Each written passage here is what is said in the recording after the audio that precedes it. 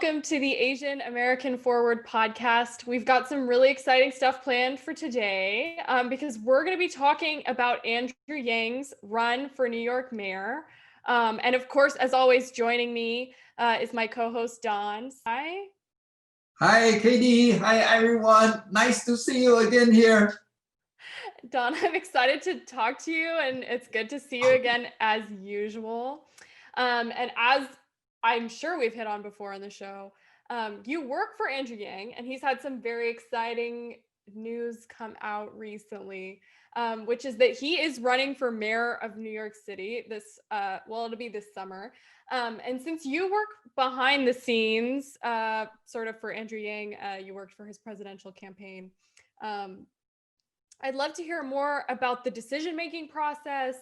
What was that like? Why has Andrew decided to run for mayor of New York? Why is that the next step for him?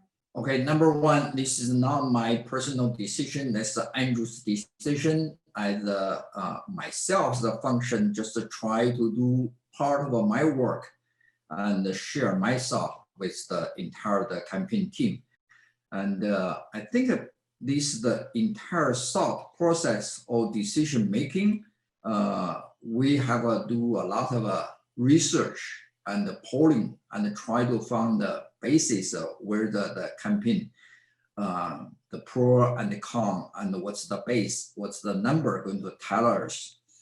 You know, it's after presidential campaign for Andrew in the last year, probably around March, February, and we start Humanity Forward and try to implement this kind of a policy presidential campaign driven to like the UBI movement. And then we have a Humanity Forward organization. We have like 10 people left, stay with Andrew together, try to implement the experiment and give some poor people and some regular people in some particular district, give the people money to do some experiment and also some political experiment.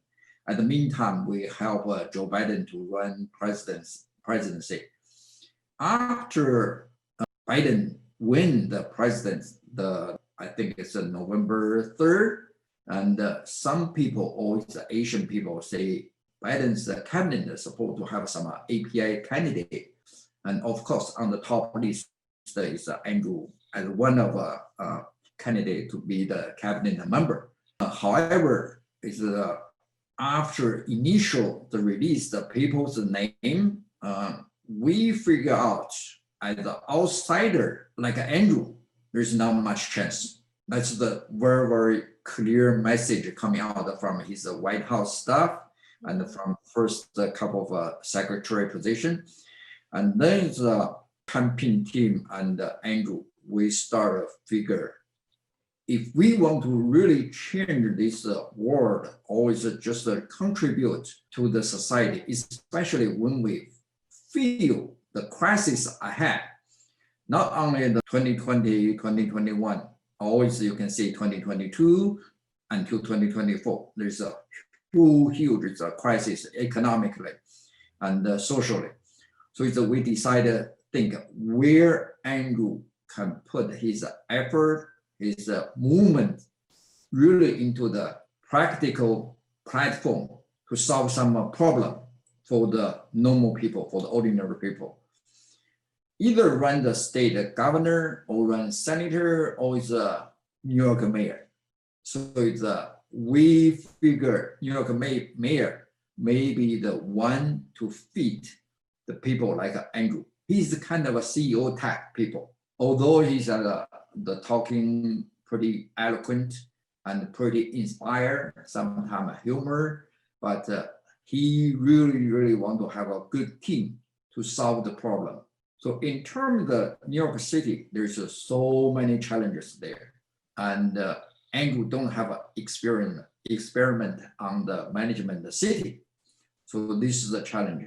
And probably we use 2 weeks and we start to try to figure out what's the number going to tell us. So we collect 5 different polling company nationwide, and also it's New York wide. So it's we say what's the Andrew's position compared with the other candidate. They filed in the paper already. So after 1 week research, of course, we have to raise money. That's my job too. So raise money to pay the polling company, and the result coming back. Andrew is always on top. We have paid polling company, have a lot of company, they volunteer as a third party. They did polling as well. Andrew is always on the top in terms of name recognition, because everyone knows who is Andrew now already, especially for the New Yorkers. Another extremely important factor is the New York system adopt ranked choice voting system this election. So that's another the factor impact. The third one is we have a so good campaign team. We can recruit a lot of talented people to here. So that's the basic behind the scene. We do the polling, we negotiate, we do pro and con, we assembling the team. That's until today. And we launch, and looks like pretty good. And we are confident to start the campaign. Yeah, I'm also really curious. So, like, obviously, as someone who ran for president in the 2020 Democratic primary, and has now had kind of spent some time helping Joe Biden, helping campaign in Georgia for those really tightly contested Senate races. There's so many options available to Andrew Yang, like to go in a variety of different directions, right? I know that he's done some work for CNN since dropping out of the race, and he could have chosen to go in a more media direction, or as you mentioned, like running for, Senate or some other kind of representative body. So what was the particular attraction of being the mayor of New York City, as opposed to any other path that he could have taken? Any cabinet position or representative, you are one of many. If you're a senator, you are one of 100. If you are congressional members, you are 500, one of 500. The only choice is that you can either run the governor, that's the one person like a CEO, they run the entire state, or you run the largest city, New York, in the world, and you run the city. And state, and I think Cuomo has a pretty good reputation. Even some people don't like him, and his term is like 4 years later. Mhm. It's too far. But the New York mayor is going to turn this year, immediately open, November. So for the campaign team, we like this kind of immediately continue working on the campaign mode. It's the campaign is always 24 hours, the working around the clock. And every minute something happens, you have to solve it. This kind of momentum or team is not feed out yet. We still keep the enthusiastic try to do something. So this kind of campaigns drivers to go there. The most important that we like a challenge. Andrew like a challenge. New York is going to be the toughest city and the most difficult city, and a lot of crisis and all kind of issue all mixed together. It's a challenge for Andrew whether he can generate enough policy and practically feasible, we can solve the problem. If we can build the New York City as the best city, also we can have a completely new print on the social issue, on the justice, on the economic policy, small business, even larger business. We can put all together. So our policy team is so good. We're going to roll out all kind of policy. I cannot say every day, but every week we're going to roll out the new policy. We can make sure that Andrew can implement this policy. Mhm. And so I'm also really curious. So I was still in school during the primary in the spring and fall, and I found Andrew Yang's campaign really interesting from the perspective of course, like kind of the hallmark of his campaign, at least early on, universal basic income. So I'm also really curious about how maybe the platform has stayed the same or changed from previously to now. Is UBI still kind of a centerpiece there? Uh, this is a I cannot answer by myself. And the entire campaign team is now we have so many different policy coming out already. And I think it's a nationwide UBI policy in particular city or district or the judiciary district. This can be experimental. For the entire New York, we have a project called the Hudson Project. That's the one territory, one small pieces area. We do the experiment for the UBI. But in terms of largely in entire New York City, like 8 million people to do the UBI, that's not realistic. So that's my personal opinion. Whether it's that we can find the money to sustainable to support the UBI, that's a different story. So it's we, at least my understanding is we try to solve immediately the New Yorkers problem and the policy focus to solve them and to how to fight the pandemic with the education, police brutality, police department reform, education, and infrastructure, and reviving the small business in the restaurant and the regular retail. That's kind of things that we have to be put the policy there and implement first. UBI is I personally think it's going to retreat to the second tier, or so we don't put it at the basic platform for the city level, but it's open. And if somewhere so we have some funding to support it, we can expand it larger and larger the area. Yeah, well, certainly experimentation is an important thing on that issue. So maybe at least bringing about another round of, in the 70s and 80s, there was kind of a run of UBI experiments in the US and Canada. So maybe seeing that happen again could be really exciting. One of the other things I really enjoyed about just watching Yang's candidacy in the primaries was just seeing him improve as a politician and a candidate, like coming from being someone with a lot of entrepreneurial experience and some management experience, but never having run for office before. So I'm also really curious to hear from your perspective as someone who was working with him during that time.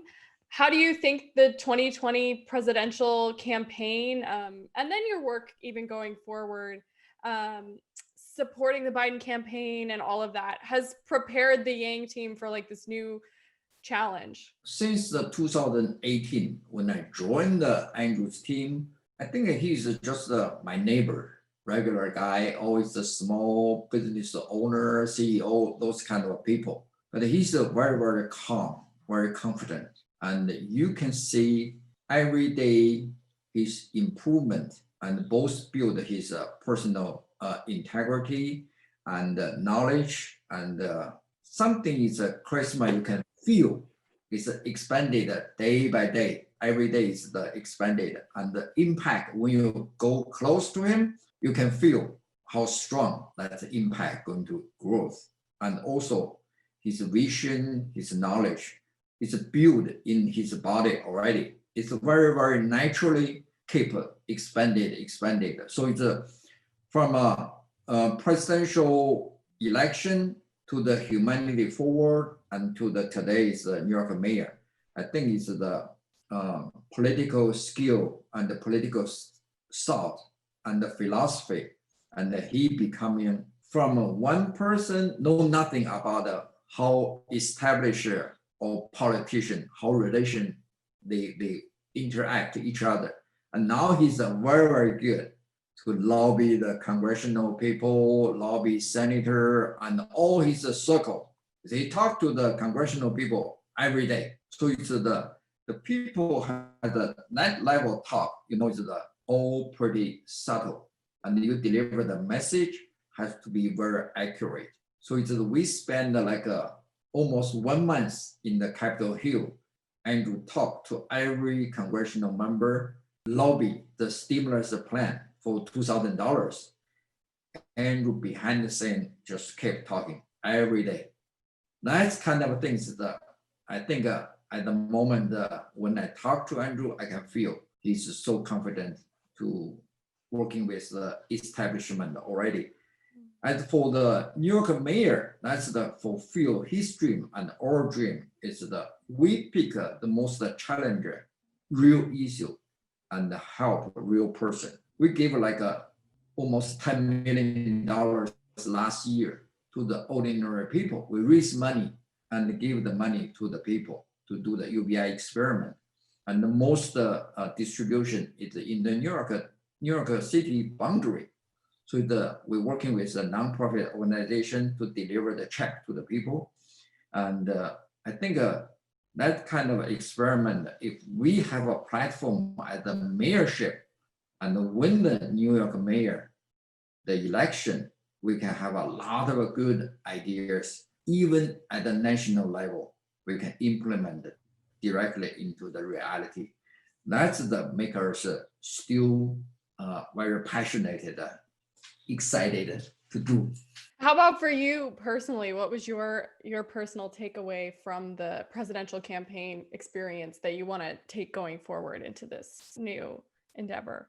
The very first day when I walked into the New York office, I flew from California to the New York. The first day I flew in there, on the wall, our office is almost empty. There's only one folding table there and a couple of chairs. And on the wall, there's one small piece of a paper said humanity first. Deep in my mind, I said, humanity first, what that mean? I don't get it. But after election until today, humanity first has been part of my blood. So whenever you do something, especially for the politician, you don't do calculation. You just put the humanity always at the first, put the normal people first. And then whatever the skill you have, that's all secondary. If your philosophy, the people can see through your eyes if you are what kind of person you are. And then, but if you really, really believe humanity first, and you put the problem solving as your practice way to help people, and you can win whatever the election. Even if you don't win, we can keep going to move forward to another things we can do. That's what I take. That's why it's every day I wake up, I'm so excited. I do something for the community, for the people, and I'm fortunate to working for Andrew. But of course, I do have a bias. Andrew is not a perfect person, just like a regular anyone else. We all have our weakness.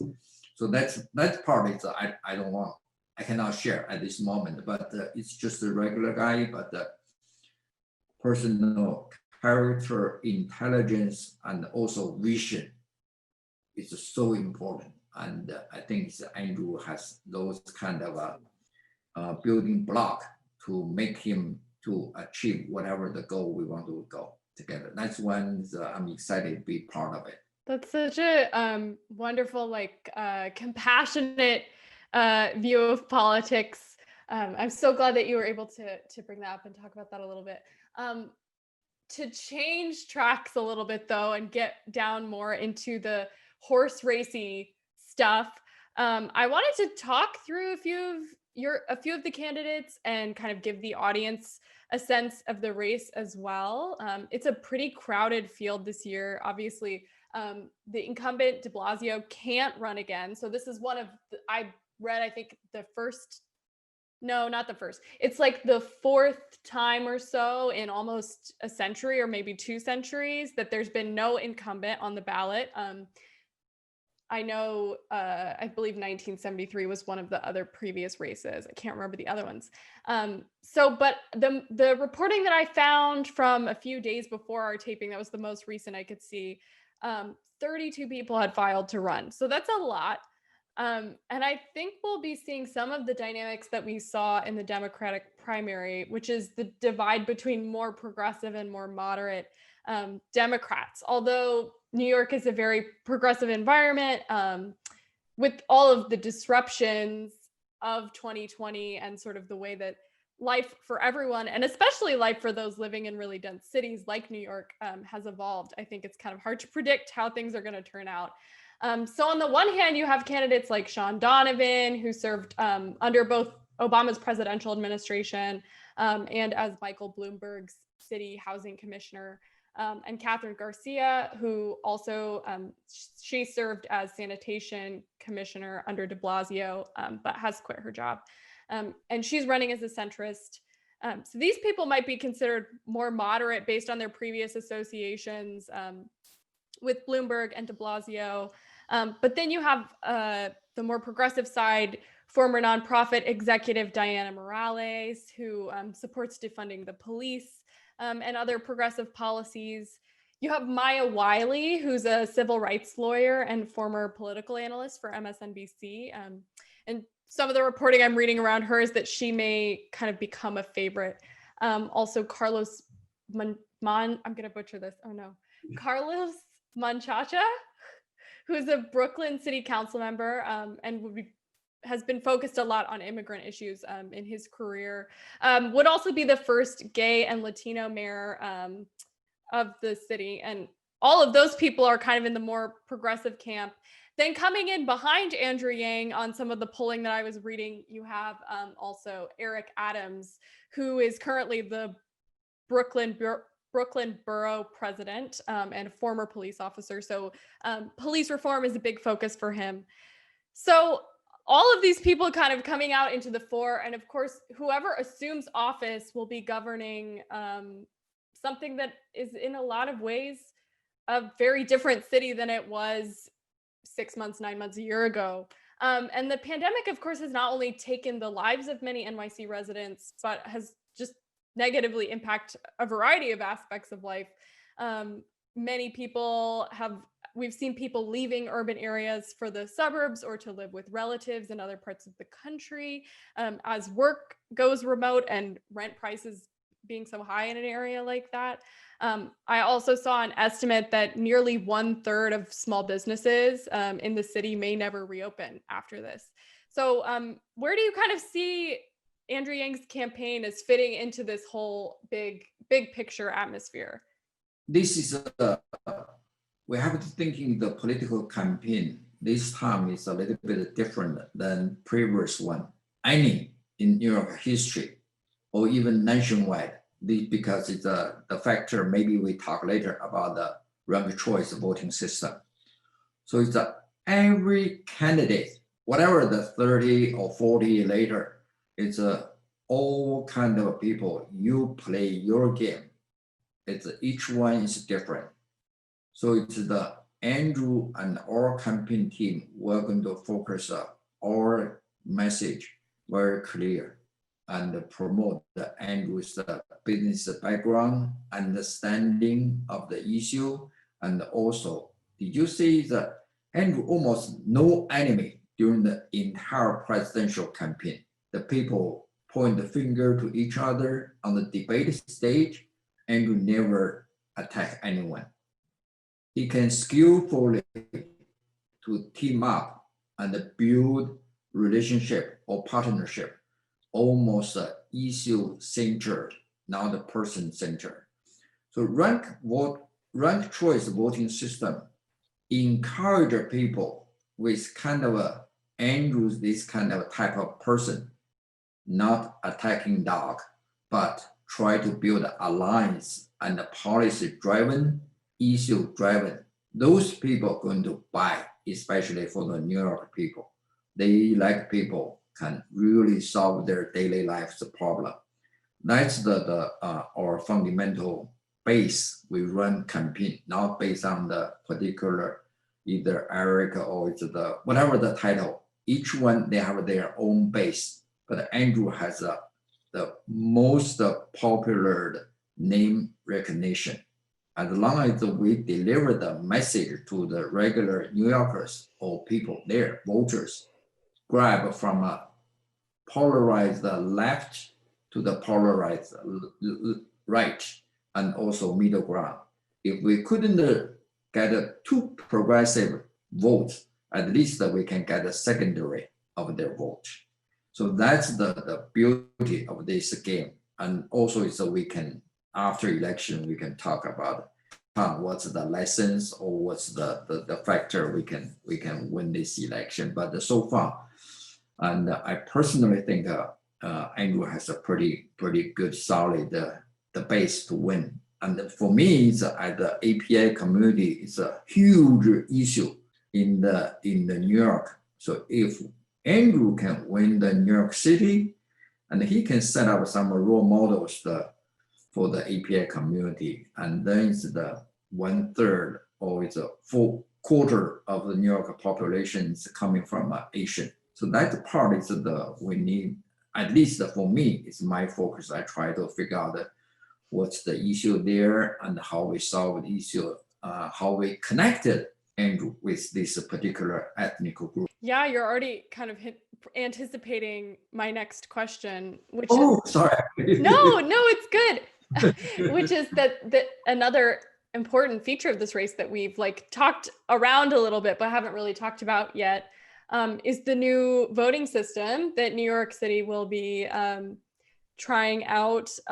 We'll see the first election using this, I believe, in February.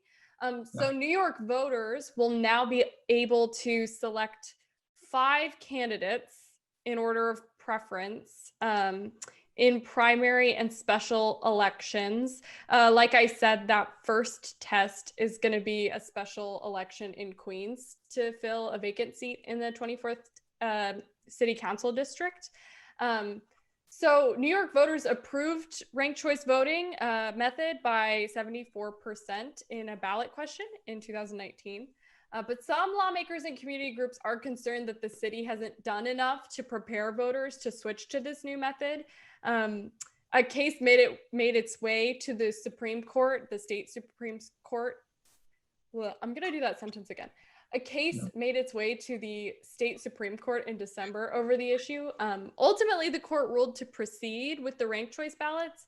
But Don, you've talked a little bit about how you think the new system might affect the Yang campaign.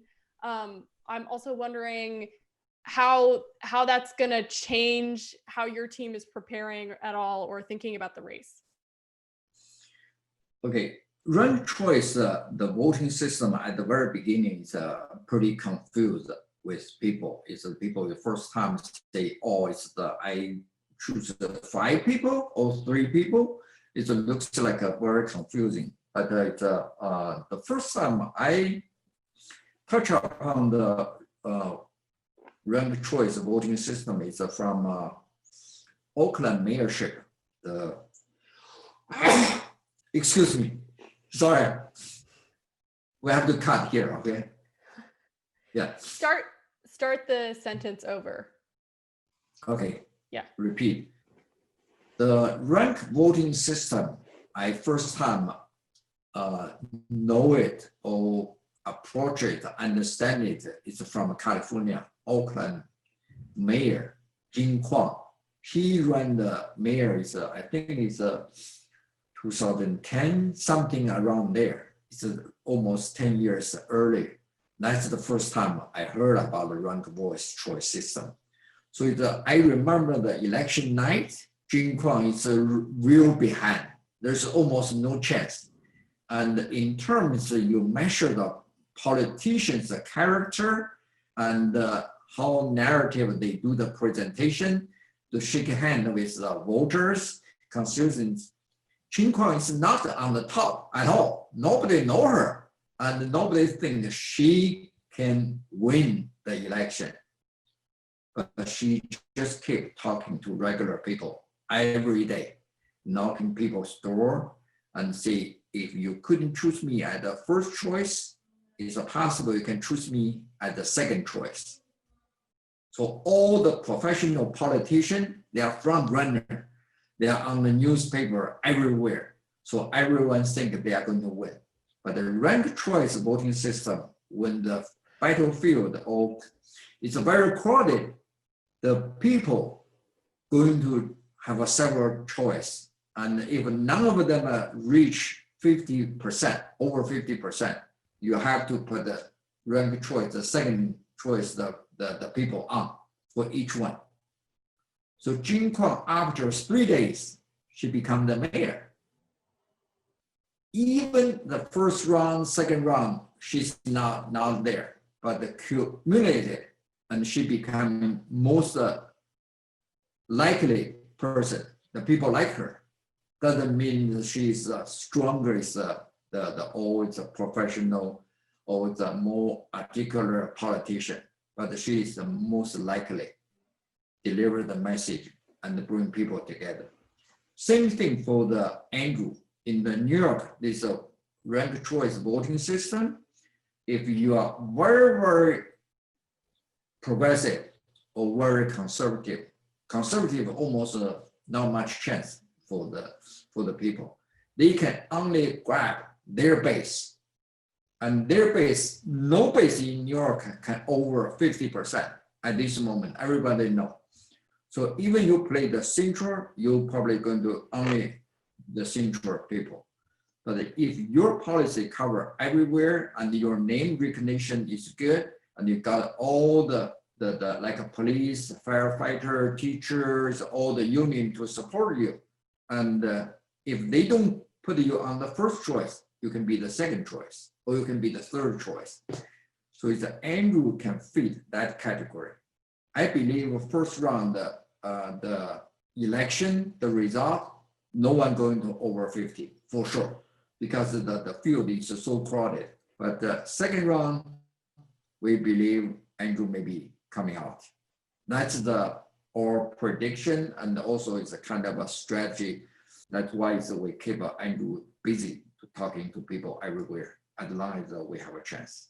Yeah, to ask a very point blank question to kind of follow up on that.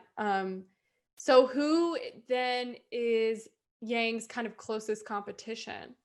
There's I think it's at this moment, I personally think it's Eric is pretty strong, and That's Eric Adams, the Brooklyn Borough president. yes, and also the current city controller and Mr. Stringer. I think they two is so far in the poll. I think they are the front runner at this moment. So, but we compare the policy, we compare the campaign strategy, and we just do our part of work. So it's at the moment, whether you're a front runner or not front runner, it doesn't matter. It's that we have 6 months for the primary until the June. I think it's as long as we keep working hard, I think it's, everyone have a chance. Nobody know the final result, but I trust our candidate, I trust our team, and I have a confidence to our candidate, I have a confidence to our team. That's the ways we play the game. So for the front runner or other candidate, how strong they are, and basically it's not our focus at this moment. That seems like a good place to close it up. And it was really fun to get to talk through this with kind of an inside perspective. I hope our listeners enjoyed it as well. We will finally come back to our regular quarantine segment, lighten the mood a little bit, and hopefully share some entertainment to keep you pushing through the pandemic winter. So Don, what have you been watching, listening to? I don't know if I talk about the Homeland episode. I'm watching on the third season, and episode I think it's 7. So it's each night I probably watch 2 or 3 episodes of Homeland. Is about the CIA, FBI, those kind of drama stuff, and they get me excited. Oh my God, this is the whole crap or the government system. It's the inside story, but it's they always have a couple of pretty girl. They are very, very strong. They are polarized character, but they always keep humanity first and solve the problem. And that's the pretty exciting entertaining to me. I've heard good things. I've heard good things about it. I've never seen it myself. Oh, that's a lot. You have to make sure you can shut down next episode, close it, turn off the Keep the computer. remote close. Yeah. Otherwise, you can keep the next episode and next episode. My answer this week is a little bit of a cheat answer, and I'm gonna give away our next book that we're reviewing just came in the mail today, and I'm really excited about it because it took me a little bit of work to track it down. Yeah. It's been so popular this year that it was literally sold out on Amazon. I called a bunch of local bookstores to see if they had it, and no one had it. Finally found it on Barnes & Noble, but I'm really excited to get started reading it after we record this episode. I'm hopefully going to start tonight. It came this morning, which is How Much of These Hills is Gold? And it's a historical novel that we're going to discuss on the show. So I thought I would go ahead and give the readers a heads up that I'm going to be reading through it. Hopefully you'll get to read through it a little bit so that maybe they can get started on it if they want to avoid spoilers when we talk about it in a few weeks. Yeah, that's good. The book I expected, if I have my book, I think it's maybe still not arrived yet, but it's in a couple of days. But in practice, I have involved a lot of history in this country about the Chinese, the San Francisco, or it's the railroad history, and also it's 1882, the Chinese exclusion law. I involve all this process. So I can share some story, what's behind the scene to pass the bill and do something in the Capitol Hill and related to the book. It's pretty exciting. I expected that we can share the story with all audience. Yeah, I'm really excited to talk about it as well. And I think that's about all we have time for this week. So we will wrap it up there. Don, thank you as always. Thank you. Always enjoy to talk to you. And to our listeners, thank you, of course, for coming and hanging out with us as usual. My name is Katie Simpson. Our podcast is sponsored by Asian American Forward. You can visit our website at asianamericanforward.com. If you enjoyed the show this week or have a topic you'd like to hear us discuss on a future episode, send us your comments at info@asianamericanforward.com. We'd love to hear from you. You can also find us on Facebook and hear more conversations between Don and I at our YouTube channel. If you're a fan of the show, leave us a review in the Apple Podcast store or tell someone about us. It really helps people find the show. Thanks for listening. We'll talk to you again next week. Thank you. Bye.